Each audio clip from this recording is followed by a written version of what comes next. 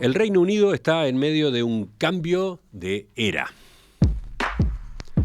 Después de 14 años de gobiernos conservadores, el Partido Laborista vuelve al poder tras la victoria aplastante que obtuvo en las elecciones parlamentarias celebradas en el día de ayer. Según los resultados oficiales conocidos en la madrugada y cuando todavía falta asignar 2 bancas, el Partido Laborista accede a 412 de los 650 escaños de la Cámara de los Comunes, lo que equivale al 60%, muy por delante queda de los conservadores, del primer ministro Rishi Sunak, que caen fuerte y obtienen 121 escaños. Este es el peor resultado conservador en elecciones desde la fundación del partido en el año 1834. Claro, porque queda por debajo de los 156 escaños logrados en el año 1906. El nuevo primer ministro que está asumiendo en estas horas, en estos minutos, es Keir Starmer, un abogado de 61 años que desplaza al conservador Rishi Sunak, cuyo gobierno venía muy golpeado por la desaceleración económica y los problemas con la inmigración. Starmer movió a los laboristas a posiciones cercanas al centro, a diferencia de otros líderes anteriores de su partido, como Jeremy Corbyn, más volcados a la izquierda. Wealth creation is our number one priority. Growth is our core business, the only route to improving the prosperity of our country. Lo importante es hacer crecer la economía y crear riqueza, decía en una de sus presentaciones públicas esta semana Starmer. Bueno, ¿qué es lo que está pasando? ¿Por qué se produce este cambio? ¿Por qué avanza el laborismo? El Reino Unido va a contramano de las tendencias que se viven en Europa, donde por otro lado crece la ultraderecha. Vamos a examinar este nuevo escenario británico y para eso saludamos a 2 especialistas uruguayos que viven en Londres. Por un lado, el politólogo Francisco Paniza. Pancho, ¿qué tal? Buen día. ¿Qué tal, Emiliano? Buenos días y un gusto enorme estar contigo después de un largo tiempo. El otro saludo es para el economista Joaquín Tull. ¿Cómo te va, Joaquín? ¿Qué tal, Emiliano? Un gusto estar de vuelta con ustedes. Minuto a minuto se van dando los acontecimientos. En este instante, el nuevo primer ministro llega a Downing Street, ¿no? Ahí lo espera la gente, lo están saludando con las banderitas. Se aguarda el discurso que va a pronunciar. Sí, efectivamente, como tú ya lo anticipabas, desde hace poco más de 15 minutos atrás, Keir Starmer es oficialmente y asume como primer ministro del Reino Unido. Creo que cabe marcar que esto es una diferencia sumamente importante con los procesos y tiempos políticos en Uruguay, donde tenemos elecciones en noviembre y el presidente asume en marzo. Aquí es absolutamente inmediato. A horas de terminada la elección, tenemos un primer ministro que en estos momentos está haciendo uso de la palabra, sí, en la puerta de Downing Street. Es muy impactante eso, ¿no? Porque, bueno, anoche cuando todavía no estaban los resultados oficiales, cuando lo que se conocieran las proyecciones y los números de las encuestas en boca de urna, Rishi Sunak admitió la derrota, felicitó a su contrincante y hoy en la mañana Sunak visitó al rey Carlos III, le presentó su renuncia y a su vez, un rato después, el rey recibió al nuevo primer ministro, que ya tuvo entonces esa primera audiencia formal y se trasladó hasta Downing Street, hasta la residencia, donde aún no entró, pero donde está ya asumiendo funciones formalmente, ¿no? Todo muy vertiginoso. Joaquín, ¿tú qué decís de esos tiempos británicos? Sí, es muy particular para nosotros que estamos acostumbrados, como decía Francisco, a otros tiempos y otros tiempos de transición. Pero yo creo también lo que también se acelera mucho aquí es que digamos, el Parlamento dejó de funcionar desde que se llamó la elección, y básicamente, de acuerdo a cómo venían las encuestas, yo creo que era más la cuestión era saber cuál iba a ser el tamaño de la mayoría o qué tantas bancas iba a ganar el Partido Laborista. Y no quién iba a ganar, digamos, sino que iba a ser más un poco cómo se iba a empezar a funcionar. Por lo cual ya la transición, y mismo hablando con personas que trabajan en el sector público, que son funcionarios del gobierno y no particularmente de un partido, ya desde principios de año se empezaba a hablar de cuándo iba a ser esta elección y ya se empezaba a charlar, bueno, cuál iba a ser la transición y cuáles son los equipos que podían entrar y cuáles son las políticas que se pueden empezar a aplicar. Sí, ¿alguna otra particularidad de la política británica? La elección misma del día de ayer. Primer dato básico, se desarrolla en un día de semana, ¿no? Fue la votación un día jueves, pero además en verano. ¿Cómo es esto, no? ¿Cuál fue el ambiente en el que se desarrolló la votación? Bueno, Emiliano, lo del verano inglés hay que ponerlo un poco entre comillas, porque el tiempo acá no está tan frío como allí en Montevideo, como he escuchado recientemente, pero tampoco es calorcito de verano. Tenemos un día con chaparrones y temperaturas, no sé, deben andar por los 14, 15 grados, o sea, no es verano, verano, pero eso, digamos, es incidental.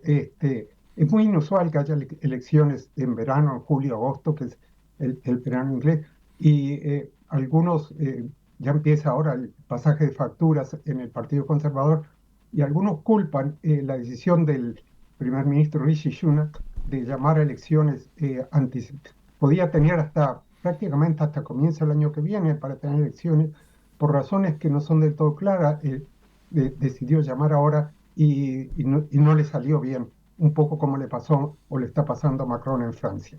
¿Una parte del electorado está de vacaciones o no? ¿Cómo es eso? No necesariamente porque las clases no han terminado acá, o sea que las vacaciones empiezan un poco más adelante. Debo decir un par de cosas más para entrar en tema. No creo que porque sea verano, pues están vacaciones, por otro junta razón. El porcentaje de votantes ha sido uno de los más bajos en la historia de Inglaterra, alrededor del 60%. Claro, acá en el Reino Unido la participación en las elecciones no es obligatoria como en Ujú. Uruguay, lo cual hace una diferencia, pero igual es notoriamente más baja que en las últimas elecciones. Joaquín, ¿tú qué más dirías en la comparación con lo que es el ambiente en Uruguay un día de elecciones, lo que se vivió ayer? ¿Qué notabas? Eh, Creo que hay dos puntos. Por un lado, el hecho de que aquí no existe la veda electoral, por lo cual, por ejemplo, mismo como al ser un día normal, digamos, los pubs tradicionales británicos están abiertos, se puede consumir alcohol sin ningún problema, se puede vender alcohol sin ningún problema.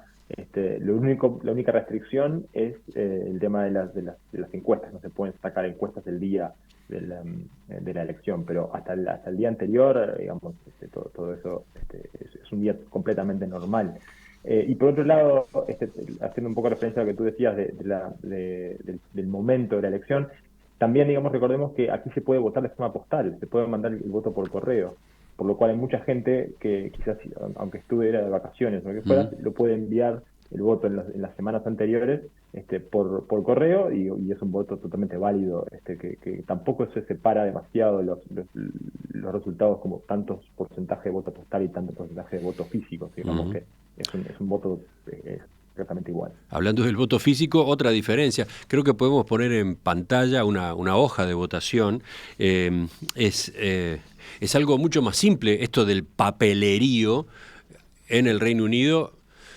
Si tomamos como referencia lo que es el cuarto secreto en Uruguay, ¿no? ¿Qué decís Pero tú? recordemos que hay una gran diferencia, que es que aquí no se votan, digamos, listas con cantidad de integrantes, sino que se vota directamente al representante de tu zona en el Parlamento. Son 650 bancas y cada uno vota por el representante o el representante de su zona, de su barrio, en el Parlamento, por lo cual es una lista solamente con 7 o 8 nombres, uno por cada partido generalmente, y se pone una X en lápiz al Sí, lado del candidato. ahí está. Se vota un diputado por distrito, ¿no?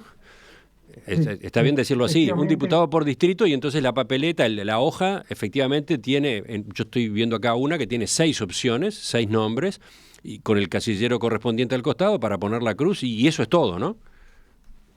Efectivamente, se podría decir que en realidad la elección son 650 mini elecciones, donde tú eliges solamente a tu representante. Y eso crea una gran diferencia en términos de los resultados electorales, porque sobredimensiona las bancas que tiene el partido que gana una mayoría relativa. Para darte una idea, el Partido Laborista tiene más o menos 34% del voto a nivel nacional y va a tener más del 60, según algunas mediciones, alrededor del 64% de las bancas en el Parlamento. Es decir, una enorme diferencia entre el porcentaje de votos del partido ganador y el porcentaje de votos, de asientos, perdón, que tiene el Parlamento.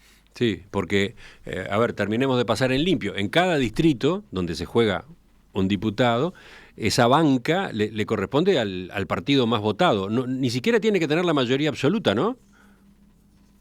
No, es la mayoría relativa. Si tú ganas por un voto, te lleva a la banca, aunque tengas una mayoría relativa de 30-34%, y los otros no, se quedan sin nada, aunque hayan estado muy cerca del anterior. De vuelta, muy diferente del sistema de representación proporcional que tenemos en Uruguay. Sí, ese es el sistema, por eso decían ustedes, este es un conjunto de elecciones, una elección por cada distrito, una elección por cada una de esas circunscripciones donde se define un diputado, ¿no? ¿Algo más de tu lado, Joaquín? Simplemente por tu experiencia más reciente viviendo allí. Un punto más nomás que creo que es interesante en comparación con el resto de las elecciones que están pasando en el mundo este año, que es que en el Reino Unido no existe el concepto de una supermayoría como estamos viendo en otros países, dado que no hay ningún requerimiento para una ley tener una mayoría especial, digamos, para poder ser aprobada, sino que tener un partido que tenga una mayoría de un parlamentario y un partido que tenga una mayoría de 80 parlamentarios es exactamente lo mismo para poder aprobar leyes en el Parlamento. Simplemente lo que le da es un mandato popular mayor a ese partido que consigue más número de bancas, pero en realidad, digamos, el número de la mayoría no va a determinar las políticas del laborismo. Ajá. De esto, Pancho, tú, como politólogo, ¿qué agregas? Sí, efectivamente, la mayoría, la gran mayoría de bancas que tiene el Partido Laborista, de alguna manera está contemplada o minimizada por el relativamente bajo porcentaje de la elección nacional que tuvo. Es decir, cómo interpreta ese mandato el nuevo gobierno va a ser interesante. Es decir, diríamos, y fundamentalmente, que cuando tienes una elección, siempre está la cuestión, fue la oposición que ganó la elección, el gobierno que la perdió. Aquí rotundamente fue el gobierno que perdió la elección. Como tú lo decías hace un momento atrás, Emiliano, tuvo una caída nada menos que del 20% en su porcentaje de votos con relación a la elección pasada. Y el Partido Laborista prácticamente no subió de los votos que tuvo en la elección pasada, donde había tenido lo que muchos consideraban una elección catastrófica, apenas un 2%. Entonces eso crea un panorama bastante claro, me parece, en el cual el electorado británico decidió hay que sacar a estos que están aquí, pero no le dio todavía un cheque en blanco al Partido Laborista y a Keir Starmer. Ajá. Sí, esa era la pregunta que yo tenía pensada, ya la contestaste, ¿no? Acá básicamente lo que ocurre es una derrota del Partido Conservador. Y entonces, bueno, es interesante averiguar por qué, ¿no? ¿Qué pasó? ¿Por qué se cortan estos 14, 15 años de gobiernos con ese signo político? ¿Por qué la alternativa es el Partido Laborista? ¿Por qué no otro tipo de opciones? Porque había otras, ¿no? Enseguida vamos a ir a eso, pero justamente sobre el espectro de partidos que competían, me gustaría tener de parte de ustedes también algunos apuntes, ¿no? Porque hemos hablado de los conservadores, hemos hablado de los laboristas, pero hay más. ¿Pancho? Sí, efectivamente.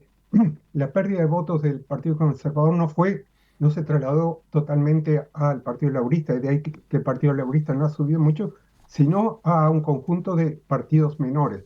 Y cabe destacar, y estoy seguro que eso lo vamos a hablar un poco más, entre esos partidos menores está el partido populista de extrema derecha, Reform UK, que era el partido, antes se llamaba el partido Brexit, el partido que hizo la campaña de Brexit, encabezado por un político de derecha muy popular que es Nigel Farage, que sacó el 14% de los votos, es decir, fue el tercero más votado en el Reino Unido.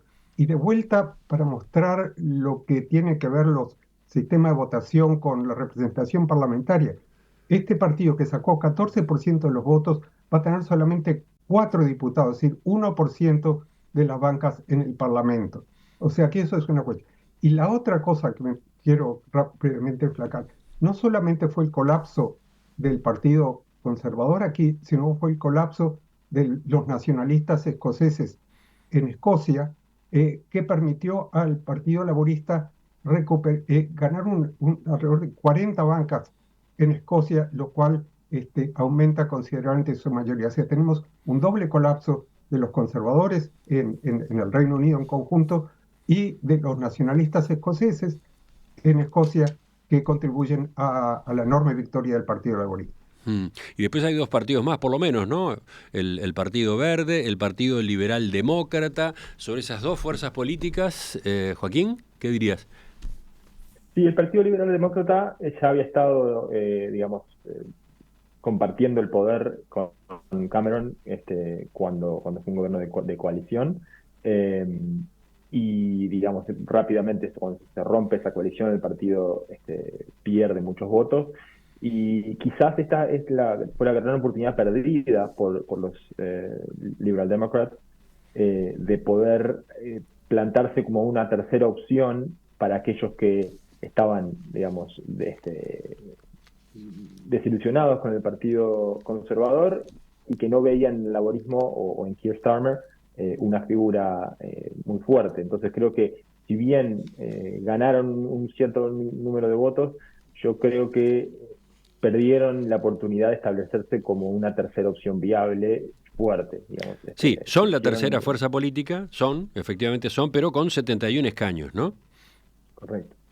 Sigue siendo bastante menor la representación que tienen. Sí, recordemos los otros números: Partido Laborista 412 asientos, el Partido Conservador de Rishi Sunak 121 y el tercero, decía yo, el Partido Liberal Demócrata, que tiene 71. Y por último, los verdes. Sí, bueno, no, el Partido Verde es otro que votó muy bien, alrededor de 7% de los votos, de vuelta en número de bancas. No son muchas, son 4, pero tenía una sola. Y quiero, para cerrar esto, por mi parte por lo menos, mencionar otra cosa interesante, que además demuestra lo que es la sociedad británica contemporánea, con una enorme diversidad étnica, cultural, religiosa, etc. El Partido Laborista perdió 4 bancas con candidatos independientes en zonas con gran población musulmana. Y esto está directamente relacionado con el apoyo muy fuerte que inicialmente dio el Partido Laborista y particularmente Keir Starmer a Israel en el conflicto de Gaza. Starmer salió muy fuertemente a apoyar a Israel, hasta defendió el bloqueo de alimentos a Gaza, y eso creó un enorme resentimiento entre la población de origen musulmán y de origen del Medio Oriente aquí, y en los lugares donde existe una concentración particularmente alta de población musulmana de origen del Medio Oriente, se presentaron candidatos independientes que consiguieron 4 bancas en el Parlamento. Enseguida retomamos esta entrevista a dos voces con el politólogo Francisco Paniza y el economista Joaquín Tull, ambos uruguayos, ambos residentes en Londres. Estamos desmenuzando el resultado que dejó la elección del día de ayer en el Reino Unido. Ya vimos algunas consideraciones, pero falta profundizar en qué fue lo que ocurrió, dónde están las causas de este giro y qué significa este giro en términos europeos, ¿no? El Reino Unido más de una vez ha sido referencia política. Bueno, acá hay que sacar alguna conclusión más general. En fin, por ese y otros lados iremos enseguida. Estamos con el politólogo Francisco Paniza, que ahora sacábamos cuentas durante la pausa. Pancho, llevas más de 4 décadas allí, ¿no? 4 décadas, 40 años. 40 años. Y por otro lado tenemos al economista Joaquín Tull, más reciente en su aterrizaje, pero ya con más de 10 años. Sí, 14 van a ser ahora en agosto. Una curiosidad para agregar a lo que charlábamos hace un rato. ¿Ustedes votan allá? Sí, fue mi primera elección de elección nacional, digamos. Había votado ya en elecciones municipales, en elecciones locales, pero primera elección de primer ministro, sí, esta vez. ¿Y Pancho? No, yo no tengo ciudadanía británica. Llegué acá como ciudadano italiano y sigo con esa ciudadanía. Tal vez la tenga que haber sacado hace tiempo, pero no.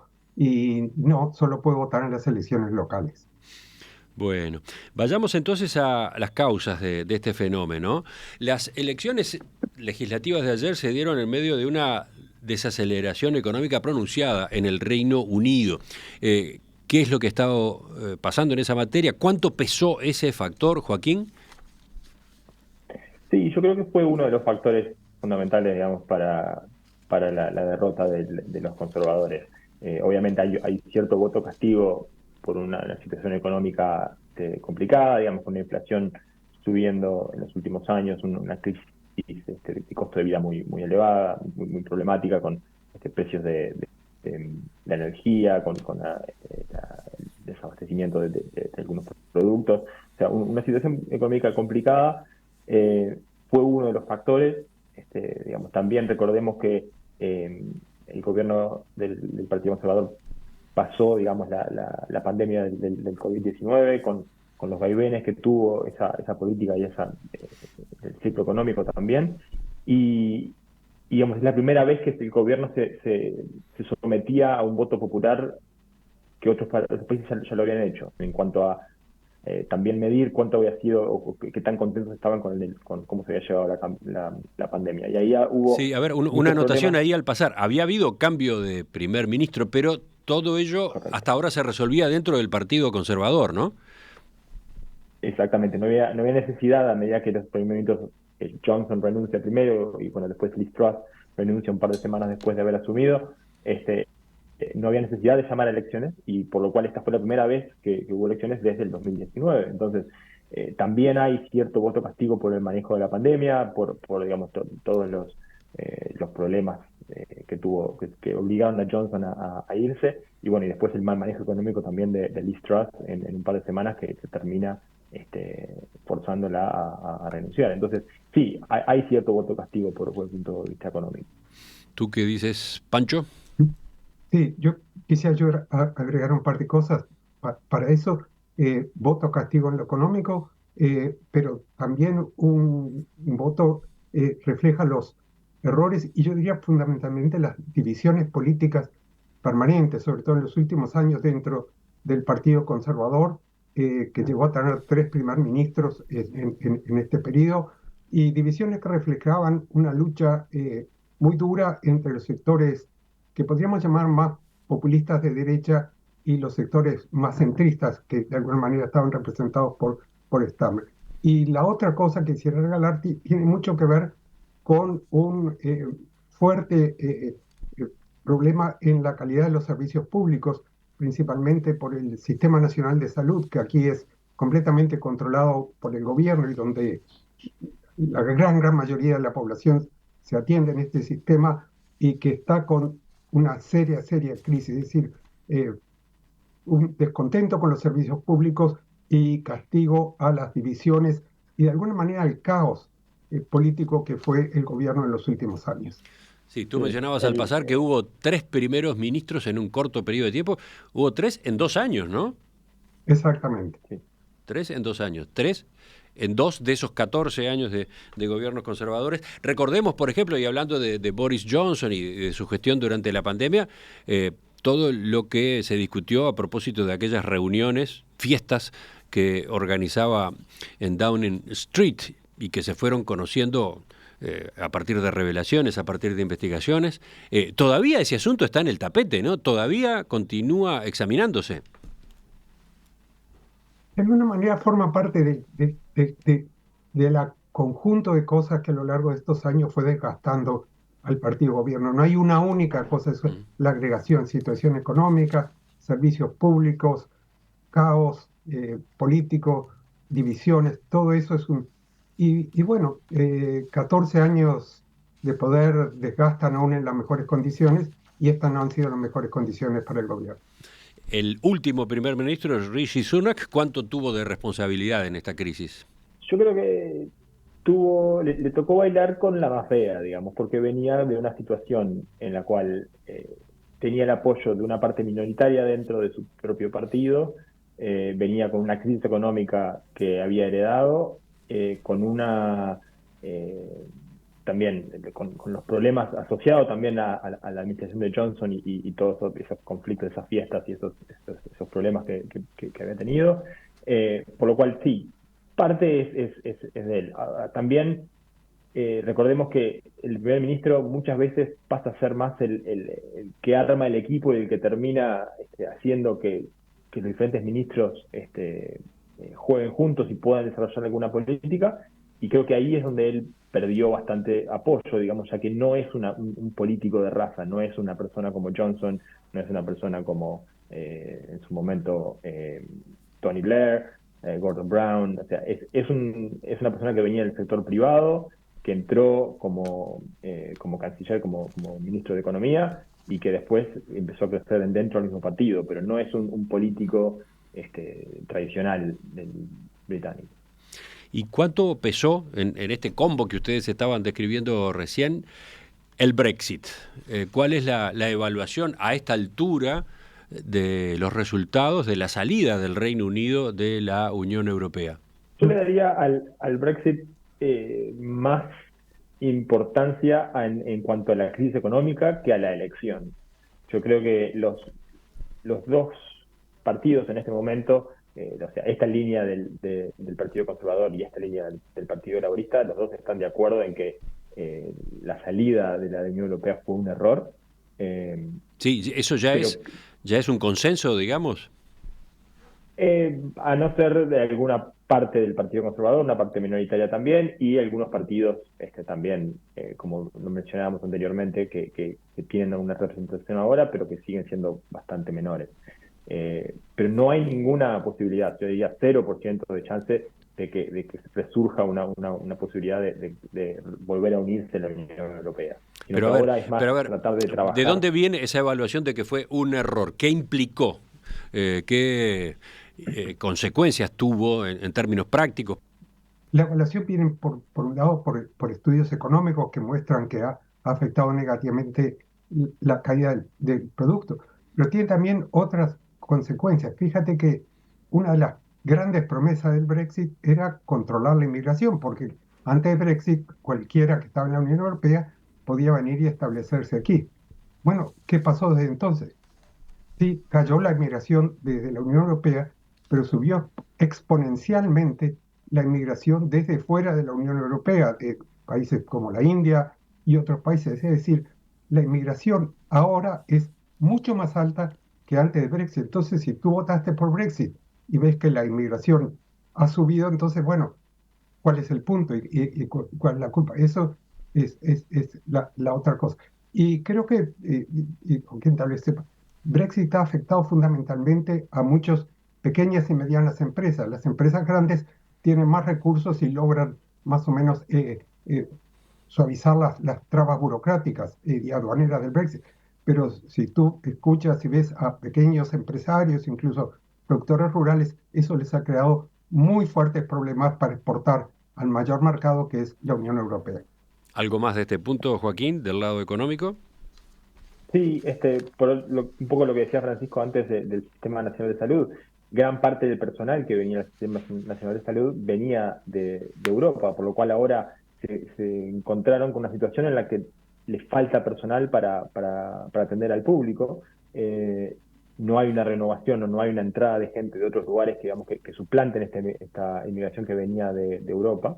Y también, como decía Francisco, el hecho de las pequeñas empresas, digamos, que muchas veces que ya tenían acceso a un mercado tan grande como Europa sin impuestos, ahora ven que sus productos son más caros, digo, que sus insumos son más caros, y por lo cual eso les termina afectando a los pequeños productores. Por lo cual ahí es donde se empieza a notar mucho la influencia del Brexit, y el hecho de que esa promesa que tenía que para algunos candidatos que apoyaban el Brexit era de poder abrirse al mundo y hacer acuerdos comerciales con países fuera de la Unión Europea, no se llegó a materializar. Digamos. Han habido muy pocos acuerdos comerciales sustanciales digamos, que pudieran reemplazar a un socio comercial tan grande como la Unión Europea.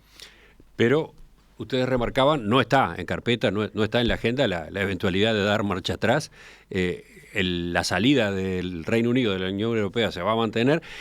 Sin embargo, hay otras formas de mejorar el vínculo, ¿no? Sí, el Partido Laborista ha dicho que no va a no va a entrar de vuelta a la Unión Europea, ni va a tener un acuerdo de unión aduanera con la Unión Europea. Ha dicho que va a mejorar las relaciones, pero eso, claro, para el tango se necesitan dos para bailarlo. Aquí se necesita cuál va a ser las bases de esa negociación con una Unión Europea que, cabe decirlo, está muy, muy complicada también por lo que está pasando en Francia y en otros lugares. O sea, ¿cuáles van a ser las formas de suavizar el impacto del Brexit? No quedan claras, como no quedan claras tampoco muchas de las cuestiones sobre qué tipo de cambio este gobierno va a representar. ¿Cómo se lee en este contexto justamente del tema Brexit que venimos examinando la votación que implica el ingreso al Parlamento del partido Reform UK? Digo porque es un partido anti-europeísta, es un partido anti-inmigración, ¿no? Sí, yo creo que por un lado, Nigel Farage, que viene a ser el líder de ese partido, que fue uno de los principales impulsores del Brexit en su momento, él no tenía una banca en el Parlamento hasta ahora. O sea, la primera vez, después de creo que 8 elecciones, él intenta ganar su banca. Es la primera vez que él va a tener una representación parlamentaria. Yo creo que en ese lado él le quitó votos por derecha al Partido Conservador, y a la vista están los resultados en zonas en el norte, en el noreste del país, donde el Partido Conservador había ganado y el Brexit había sido muy, muy importante en esa zona. Se puso como la primera o la segunda opción en cuanto a apoyo popular, por lo cual es importante, pero solamente, como decíamos al principio, tiene 4 bancas, por lo cual es difícil entrar a extrapolar eso ante un sentimiento anti-europeo. Yo diría que es a la inversa, digamos. Hoy en día el Partido Laborista actual, con la mayoría que tiene, es un partido mucho más pro-europeo que la misma Europa, básicamente, que los mismos varios de los países que están teniendo elecciones en Europa ahora. ¿Pancho? Sí, efectivamente. De vuelta cabe recalcar que Brexit no fue tema de campaña y no fue por una decisión muy clara del Partido Laborista de no entrar en tema de campaña, porque Brexit había sido la gran bandera que le dio el triunfo a Boris Johnson en 2019 y que también aumentó el Partido Reforma. Entonces, completamente neutralizaron Brexit, lo sacaron de la campaña y el debate pasó por otro lado completamente diferente. Y a propósito de la votación que tuvo este partido en particular, el Reform UK. Este partido sí tuvo un aumento de la votación, pero no en el eje de Brexit, fue en el eje de temas fundamentalmente de la inmigración, que como decíamos ha aumentado muchísimo después de Brexit, y un poco como pasa con otros partidos de extrema derecha en Europa, es una mezcla de voto de protesta y voto por ciertas posiciones de derecha en cuestiones como inmigración y cuestiones multiculturales, las guerras culturales, como se le llama acá, etcétera. Pero de vuelta, ni siquiera Reform puso el acento en su campaña, o lo mencionó mucho a Brexit. Son cuestiones mucho más focalizadas, mucho más concretas y mucho más relacionadas con problemas internos. Enseguida, en el final de este análisis a dos voces del resultado de las elecciones británicas, básicamente 2 preguntas, ¿no? ¿Cuán socialdemócrata, qué lugar en el espectro socialdemócrata ocupa el Partido Laborista, que ahora se impone? Y sobre todo, ¿cómo va a gobernar, ¿no? ¿Qué puede esperarse? ¿De dónde va a salir el dinero para todas las reformas que son necesarias? Llegamos al final de esta entrevista a dos voces, este análisis a dos voces desde Londres a propósito del resultado de las elecciones parlamentarias del día de ayer. Nos acompañan Francisco Paniza, politólogo, profesor titular de Política Latinoamericana en la London School of Economics, y Joaquín Tull, economista, que se desempeña en el Departamento de Análisis Económico de EFG Asset Management.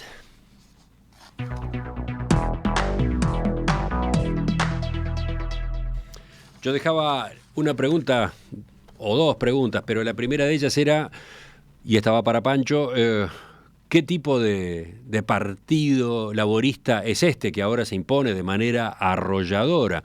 ¿Cuán socialdemócrata es? ¿Qué significa con el liderazgo de Keir Starmer? ¿Tu respuesta? Que es una muy buena pregunta, Emiliano, y a la cual es difícil responder.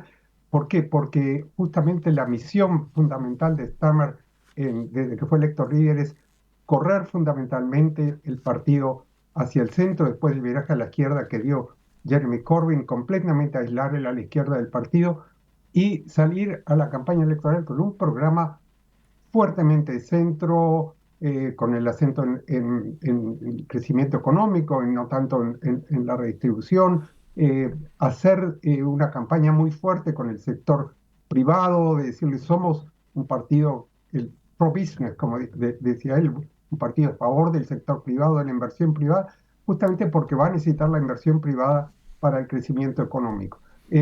Es interesante también ver esto en un momento en el cual en Europa y también fuera de Europa lo que caracteriza la política es la polarización entre una izquierda más radical y la derecha, el surgimiento de liderazgos carismáticos y populistas. Tenemos un primer ministro con pero con un déficit de carisma muy importante, bastante duro en su forma como aparece, y con un programa súper moderado, súper de centro. Esto ese mismo es una gran apuesta y una gran incógnita sobre si va a dar dividendos tanto económicos como políticos. Sí, por eso. Y la pregunta siguiente es cuán profundo será el cambio. Pero capaz que sobre esto mismo que estaba examinando Pancho, Joaquín quiere decir algo. No, creo que es interesante cómo este laborismo se parece bastante a aquel de Tony Blair del 97, en el sentido de que, bueno, le tiene una mano al sector privado, debido a que necesita de que sea el sector privado el que lleve ese motor de crecimiento, debido a que el gobierno no tiene, por un tema de restricciones presupuestarias, de su regla fiscal, y a su vez también por una poca posibilidad de endeudarse debido al alto costo de endeudamiento, de generar ese tipo de inversiones. Entonces necesita que sea el sector privado el que realice inversiones, el que atraiga personal, el que genere empleo, el que mueva ese dinamismo de la economía. Y para eso, por ejemplo, una de las cosas es que les mantiene el nivel del impuesto corporativo, que es alrededor del 25%, que es uno de los más bajos en las economías desarrolladas, en el G7 por lo menos, como forma de incentivo, de decir, bueno, necesitamos que sean ustedes los que puedan pensar más a largo plazo y realicen esas inversiones. Entonces, es interesante cómo esa narrativa o ese cambio de discurso de la época de Jeremy Corbyn, que sería completamente impensado, lleva, digamos, a un triunfo tan grande del laborismo. Sí, a ver, en cuanto a lo que hay que encarar, en cuanto a las reformas que hay que encarar, algunas ya quedaron mencionadas, pero hay que reforzar, hay que darle vitalidad de nuevo al National Health Service, esa estrella del Estado del Bienestar británico, el Servicio Nacional de Salud, alicaído. También en la educación pública se necesita fortalecimiento presupuestal. Y después se habla de inversiones, la necesidad de inversiones en infraestructura y también en energías, ¿no? En energías limpias que a su vez tengan tarifas razonables. ¿Está bien? ¿Por ahí van los principales rubros? Sí, yo creo que el sistema de salud viene a ser, a veces yo bromeo con algunos colegas de que viene a ser la religión no oficial del Reino Unido es el Sistema Nacional de Salud. Es imposible de criticar, es imposible para ningún partido político ponerse en contra o digamos, criticar, sino que es una institución en la cual se sienten muy orgullosos y cual como usuario es una institución que funciona muy bien, a no ser que obviamente es una institución pública que trata a más de 70 millones de personas. Entonces, es imposible, aunque se le duplique el presupuesto para ese sistema de salud, es imposible que se logre un funcionamiento óptimo de una institución tan grande. por lo cual hay que hacer foco en reducir los tiempos de espera para los usuarios, de incrementar el número de personal, y eso, digamos, son otro tipo de restricciones presupuestarias que no es simplemente financiamiento de la salud. Y después, sí, como tú decías, inversiones en infraestructura, en energías renovables, eso es un plan muy fuerte que tiene ahora el gobierno laborista, que lo quiere financiar por intermedio de mantener impuestos a las empresas grandes de gas y de petróleo, para poder financiar, digamos, esas inversiones en energías renovables, en hidrógeno verde. Toda esa transición hacia una economía más sostenible es uno de los pilares, digamos, del programa. ¿Qué va a pasar o qué puede ocurrir? ¿Qué cambios pueden darse en el capítulo ese inmigración, que es tan sensible allí? ¿Pancho? Bueno, de vuelta acá, no es demasiado claro cuál va a ser la política del Partido Laborista. Lo que sí es claro que el Partido Laborista y el nuevo gobierno acepta que la inmigración es muy alta. Y yo diría que acepta que es muy alta no en términos de un cálculo económico, donde la mayoría de los estudios económicos muestran que la inmigración tiene un peso positivo en la economía, sino exclusivamente en la cuestión política. Es decir, la opinión pública, por un conjunto de razones, no quiere que haya tanta inmigración. El gobierno que salió tenía un esquema muy particular, que era a los que cruzan en bote desde Francia, ponerlos directamente en un avión y mandarlos nada menos que a Ruanda. El Partido Laborista dice que no va a hacer eso, pero no queda claro cómo va a bajar tanto la inmigración legal, como decíamos en un momento, muchos de los cuales trabajan, por ejemplo, en el Servicio Nacional de Salud. O sea, si tú cortas la inmigración legal, ¿dónde vas a conseguir las nurses y los doctores? Yo hablo por mi experiencia de cuando me he tratado en el servicio de salud. Yo diría que de los doctores, incluso consultants, los especialistas, la gran mayoría no son británicos, la gran mayoría de las nurses que me han atendido no son británicas. Entonces, cortas inmigración y de dónde salen las nurses y los doctores. Y en cuanto a la inmigración ilegal, la que viene en los barquitos a través del canal, el laborismo ha dicho que no va a mandarlos a Ruanda, pero no queda claro cómo los va a parar. Uh-huh.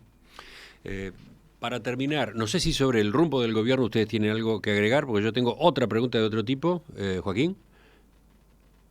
No, yo creo que lo importante aquí es que hay mirando los programas de los dos partidos grandes, digamos, hay pocas diferencias en dirección, y eso creo que hay que resaltar que es uno de los pocos países que se movió hacia el centro y en un contexto, digamos, geopolítico internacional de extremismo. Creo que eso es muy bienvenido en cuanto al futuro del Reino Unido. Bueno, esa era la última pregunta, la que me quedaba. ¿Cómo colocamos este resultado electoral del Reino Unido ayer en el contexto europeo en particular, ¿no? Yo decía, en más de una ocasión, Pancho me corregirá, el Reino Unido ha sido referencia, ¿no? Ha marcado el camino. Bueno, acá está marcando el camino, ¿no? ¿Cómo hay que considerar este resultado? Bueno, como tú dices, si tú ves, por ejemplo, las recientes elecciones a nivel europeo, es bastante atípico en un contexto de polarización, una opción muy clara por el centro. Es cierto que en otros países no en todos lados está polarizado. Es decir, en Alemania, en la elección pasada, claro, ahora ha cambiado mucho, se eligió un partido socialdemócrata que no era muy diferente en su perfil a lo que es actualmente el Partido Laborista. En España también Pedro Sánchez tiene un partido laborista, un partido socialdemócrata. Pero mismo en España y Alemania ahora la opinión pública está mucho más polarizada y los partidos desafiantes de extrema derecha con un porcentaje muy alto. Parte de los límites para la extrema derecha acá tienen mucho que ver con el sistema electoral, y lo mencionamos hace un momento, donde el partido Reform, que correspondería a ese, tiene 14% de los votos y 1% de las bancas. Ese punto es importante, ¿no? Es interesante. Es muy importante. El sistema electoral británico atenúa algunos impactos, en particular ¿no? Muy fuertemente. Se le hace muy difícil a un partido desafiante el crecer y el desafiar a los dos grandes partidos. Ha bajado mucho en esta elección, sin embargo, el voto conjunto de los conservadores y laboristas ha sido el más bajo prácticamente en la historia. Hablamos no solo Reform, sino también de los liberaldemócratas, de los verdes y de los independientes. O sea que eso es una cosa que conviene seguir mirando, si hasta qué punto esta tendencia, en un momento la subida de tercero, cuarto y quinto partidos puede cambiar bastante el panorama electoral británico y con ello lo que puede pasar. Y termino con una sola cosa más.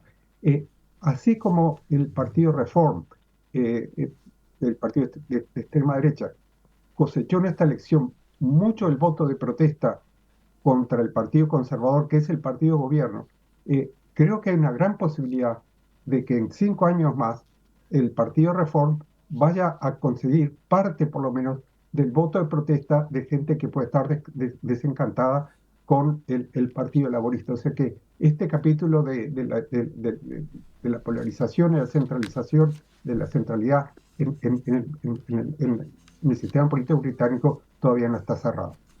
¿Tu último apunte, Joaquín, sobre esto? Sobre algo similar, digamos, yo creo que lo que hablábamos al principio de la caída del Partido Nacionalista Escocés es muy importante. Hablamos poco de eso. ¿Por qué es importante ese partido y su desempeño? Yo creo que es importante porque muestra cómo luego de una crisis económica, digamos, después del referéndum en el cual Escocia permaneció dentro del Reino Unido y después la Unión pasó por una crisis económica muy fuerte, pasó por una pandemia en la cual gran parte del financiamiento que recibió Escocia venía también desde el gobierno central de Westminster. También muestra que en momentos de crisis es necesario, o los diferentes gobiernos de las diferentes administraciones regionales requieren y valoran el hecho de estar en la Unión en cuanto al sistema de salud, en cuanto a las políticas para mantener el empleo, o sea, todos esos beneficios que se dieron en su momento y luego con la crisis energética que ocurrió, con el alza de la inflación, terminan mostrando de que estar dentro de la Unión a mucha gente le tocó el bolsillo y le ayudó, por lo cual creo que esa caída del independentismo escocés es parte, por un lado de eso, y por otro lado, un mal manejo interno del Partido Nacionalista Escocés, con cambios del liderazgo también por problemas internos, por lo cual es importante también ver cómo en Escocia se cambia el panorama político también. Joaquín Tull, economista, Francisco Paniza, politólogo. De nuevo, gracias a ambos por acompañarnos en este análisis esta mañana en Perspectiva. Muchas gracias por invitarnos. Nos encontramos en algún momento y capaz que ustedes mismos se encuentran también, ¿no? Porque, dato anecdótico, no se conocen, ¿no? Si bien los dos viven en el Reino Unido, no se han encontrado Londres todavía. es muy grande. Somos pocos uruguayos, pero no nos conocemos todos. Bueno, les paso los contactos telefónicos, ¿de acuerdo? Un abrazo. Adiós. Chau, chau. Hasta luego, muchas gracias.